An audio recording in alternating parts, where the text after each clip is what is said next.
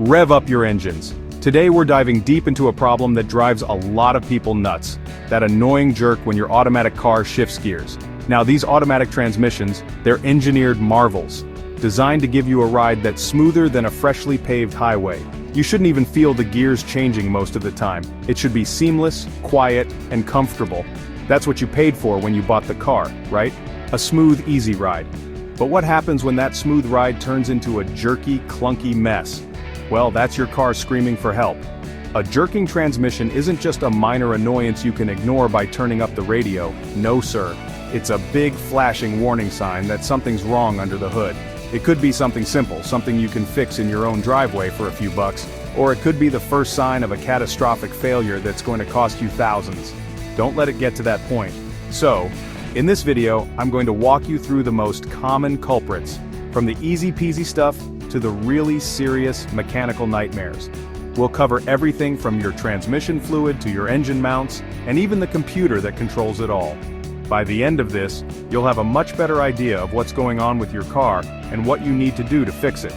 So grab a wrench, or at least a notepad, because class is in session.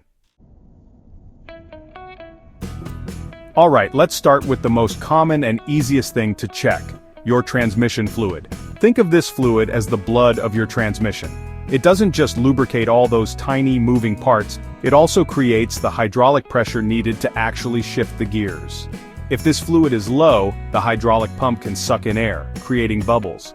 And what do bubbles do? They mess up the pressure, causing those hard, jerky shifts, especially when the car is cold and the fluid is thick. You might notice it most on your first drive of the day. Now it's not just about the level, the condition of the fluid is just as important. Over time, this fluid breaks down from heat and gets contaminated with tiny metal shavings and clutch material. It'll turn from a nice bright red to a dark murky brown or even black, and it might smell burnt. This dirty, sludgy fluid can't do its job properly. It clogs up the tiny passages in the valve body and can't create the smooth hydraulic pressure needed for seamless shifts. The solenoids get sticky, the clutches slip, and bam! You get a harsh jerk every time you change gear. So what do? It's simple. Pop the hood and check that dipstick. Most cars have one for the transmission. See where the level is and take a look at the color and smell of the fluid on a white paper towel. If it's low, you've got a leak somewhere that needs to be found and fixed. If it's dark and smells burnt, it's time for a fluid and filter change. Don't fall for those lifetime fluid gimmicks the manufacturers push. There's no such thing. Change your fluid and you might just save your transmission from an early grave. It's the cheapest insurance you can buy for it. So, you checked your fluid and it's perfect, but the car still jerks like it's learning to drive a stick shift. The next place to look is the electronics. Modern cars are rolling computers and the transmission is no exception. It's controlled by a whole network of sensors that feed information to the Transmission Control Module, or TCM. This TCM is the brain, and it relies on data from things like the vehicle speed sensor, throttle position sensor, and input-output speed sensors to know exactly when to shift and how firmly to do it. If one of these sensors goes haywire, it starts sending garbage information to the brain. Imagine trying to catch a ball with your eyes closed. That's what your TCM is doing. A faulty throttle position sensor might tell the TCM you've floored the gas pedal when you've only touched it lightly, causing a sudden, aggressive downshift. A bad speed sensor might confuse the transmission about how fast you're actually going, leading to shifts at all the wrong times. Often, but not always, a faulty sensor will trigger that dreaded check engine light on your dash. So, if you're getting random, unpredictable jerks and maybe a check engine light for good measure, it's time to talk to the car's computer. You need to get an OBD2 scanner and plug it in. Don't just get any cheapo scanner. Get a decent one that can read transmission-specific codes. It will point you directly to the sensor that's causing the trouble.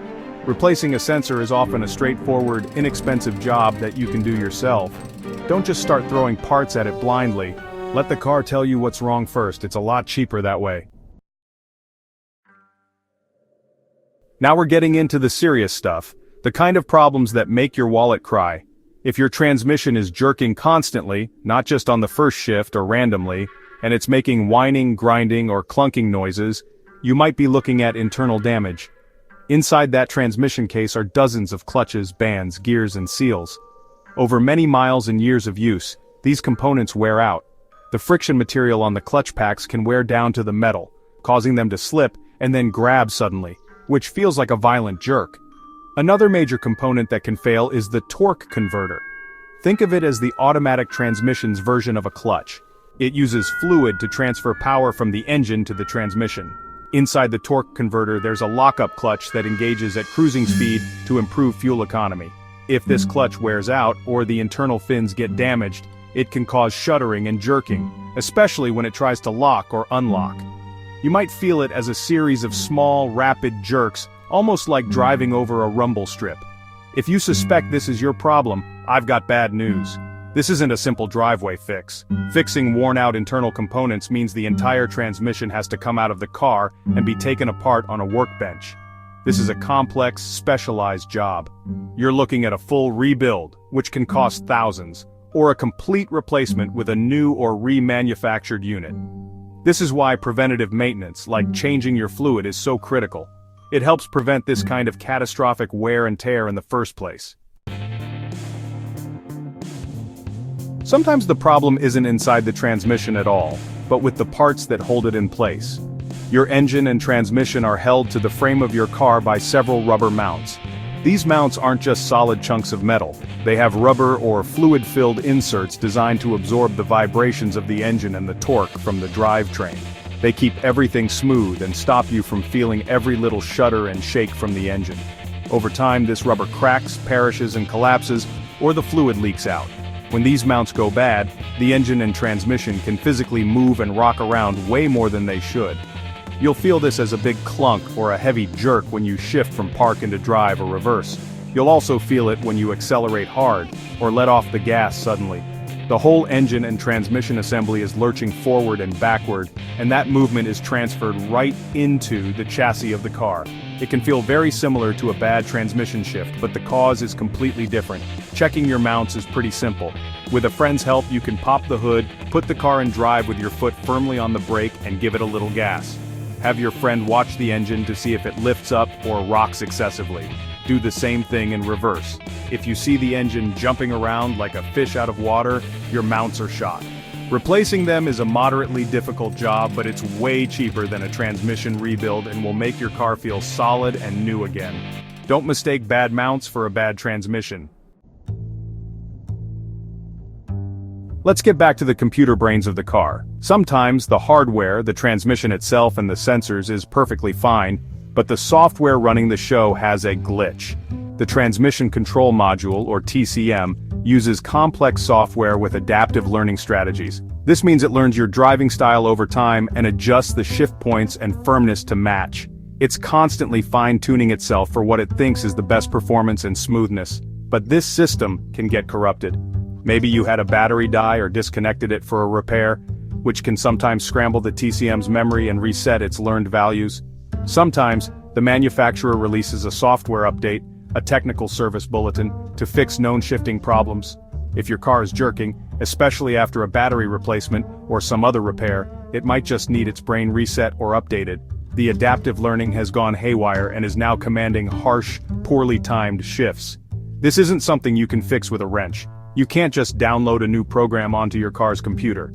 This requires specialized diagnostic tools that only dealerships or high-end independent shops have. They can plug into your car and perform a TCM reflash, which means they wipe the old software and install the newest version from the manufacturer. Or they might just need to perform a relearn procedure, which resets the adaptive memory and forces the transmission to start learning your driving habits all over again from scratch. It's a quick fix that can solve a lot of mysterious jerking issues. Now it's time for some tough love. Before you go blaming the car and spending a fortune on repairs, you have to ask yourself, could the problem be me? Your driving style has a massive impact on how the transmission behaves. If you drive like you're in a Fast and Furious movie, stomping on the gas from every stoplight and then slamming on the brakes, you're going to get harsh shifts. The transmission's computer sees that wide open throttle and says, oh, he wants to go fast. So it holds the gears longer and then shifts hard and fast to give you maximum acceleration. The same thing happens with inconsistent driving. If you're constantly on and off the gas, teasing the throttle, the transmission's adaptive learning gets confused. It doesn't know if you want to cruise gently or accelerate hard. so it can get caught between strategies, resulting in a jerky, hesitant shift. The transmission is trying its best to predict what you want to do next, and if your inputs are all over the place, its predictions will be wrong, leading to an uncomfortable ride. So, try this simple experiment before you do anything else. For a few days, make a conscious effort to drive smoothly. Apply the gas pedal gently and progressively. When you need to slow down, ease off the throttle and let the car coast a bit before applying the brakes smoothly. Be consistent. Give the transmission's adaptive learning a chance to settle down and adapt to a smoother style. You might be surprised to find that the jerking completely disappears. If it does, you've just saved yourself a ton of money and worry. Sometimes the best tool is a light right foot. So there you have it, the most common reasons your automatic car is giving you a hard time. As you can see, that little jerk can be a sign of anything from a simple fluid issue to a major internal failure. The absolute worst thing you can do is ignore it. A small problem like low fluid or a bad sensor is cheap and easy to fix, but if you let it go, that small problem can snowball, causing a chain reaction of wear and tear that will eventually destroy your entire transmission. Think of that jerk as your car's early warning system. It's telling you to pay attention before things get really bad and really expensive.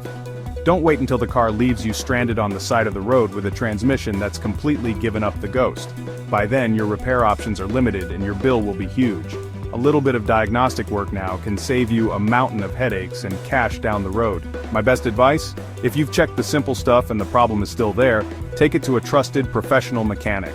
Let them plug in their fancy scanners and use their years of experience to properly diagnose the issue. A professional diagnosis is worth its weight in gold because it ensures you're fixing the right problem the first time, preventing further damage, and saving you from becoming a parts changer. Take care of your car, and it'll take care of you.